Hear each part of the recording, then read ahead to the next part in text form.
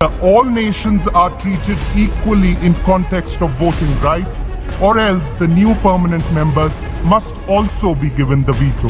भारत के genius mind game ने UNSC में लगा दी आग। बात वीटो पावर छीनने की आई तो घबराया चीन। 72 घंटे में ही चीन यूएन में जाकर बोला यूएनएससी के सुधार के लिए तैयार है उनका देश। तो पूरे संयुक्त राष्ट्र के 193 देशों में मच गई है खलबली।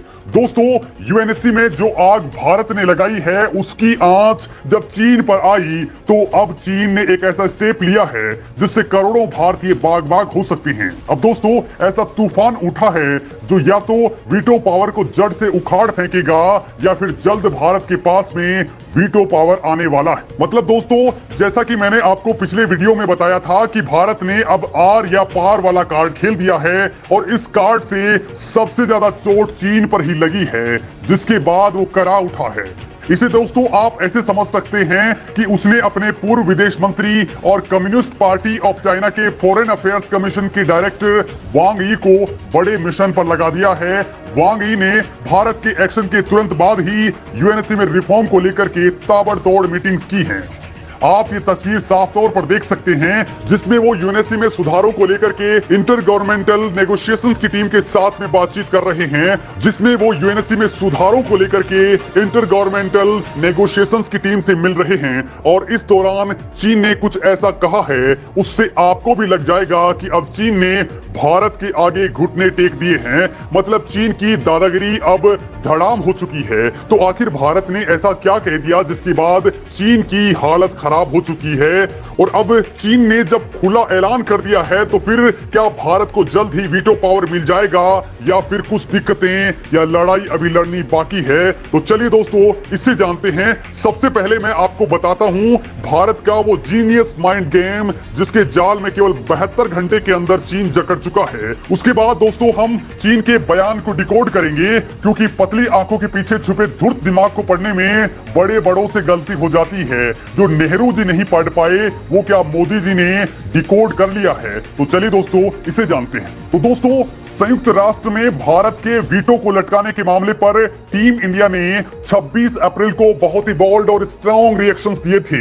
भारत ने यूएन सिक्योरिटी काउंसिल से कहा कि रिफॉर्म्स के बाद सिक्योरिटी काउंसिल के नए परमानेंट मेंबर्स को भी वीटो दी जानी चाहिए, और अगर ऐसा नहीं होता है तो जो पुराने परमानेंट मेंबर्स हैं उनका वीटो पावर भी छीन लिया जाए और इनको पूरी तरह से एबोलिश कर दिया जाए, यानी इस वीटो को बिल्कुल खत्म कर दिया जाए। दोस्तों, यूएन में इंडियन मिशन के काउंसलर प्रतीक माथुर ने यूएन असेंबली में दुनिया के 193 देशों के सामने ये बात बोली और कहा कि अगर नए देशों को वीटो पावर नहीं दी जाती है तो पुराने परमानेंट मेंबर्स के पास भी वीटो का अधिकार बिल्कुल नहीं होना चाहिए। दोस्तों, माथुर ने यूएन की इस बार ऐसी रग दबाई आउट हो गया क्योंकि भारत ने कहा कि वीटो पर भारत की पोजीशन बिल्कुल क्लियर है। साल 2008 में यूएनजीए ने सर्वसम्मति से सहमति दी थी कि वीटो के सवालों समेत यूएनएससी में रिफॉर्म्स के सभी पहलुओं पर व्यापक तरीके से डिसीजन लिए जाएंगे। इसमें किसी भी एक ग्रुप की नेतागिरी बिल्कुल भी नहीं चलेगी। मतलब दोस्तों, भारत का इशारा क्लियरली चीन की ओर था जो बार बार भारत के आगे अड़ंगा लगाता है।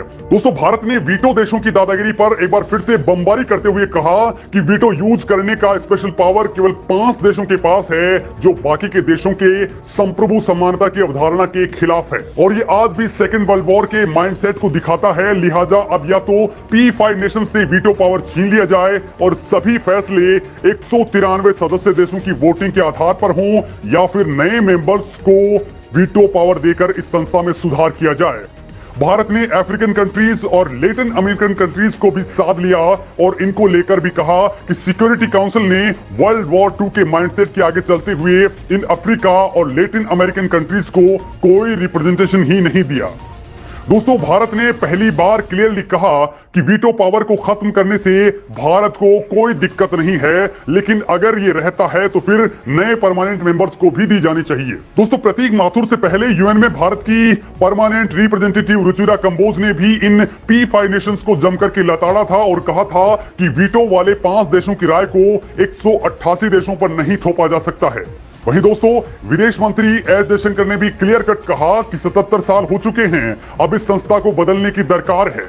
ये संस्था अब कबाड़ बन चुकी है और भारत की विदेश नीति संयुक्त राष्ट्र में बदलाव का पार्ट बन चुकी है। मतलब दोस्तों, भारत ने एक के साथ एक एग्रेसिव पॉलिटिक्स खेली, जीनियस माइंड गेम सेट किया और ये जीनियस माइंड गेम ही चीन की हालत खराब कर चुका है। क्योंकि अगर चीन अड़ता है तो उसे लैटिन अमेरिकन कंट्रीज और अफ्रीकन कंट्रीज से अपने कारोबार में हाथ धोना पड़ेगा और अगर ये बातें मानता है तो भारत को इसका सीधा सीधा फायदा मिलने वाला है। और दोस्तों, चीन के ताजा बयान से यही लग रहा है कि उसने इस बार सरेंडर कर डाला है।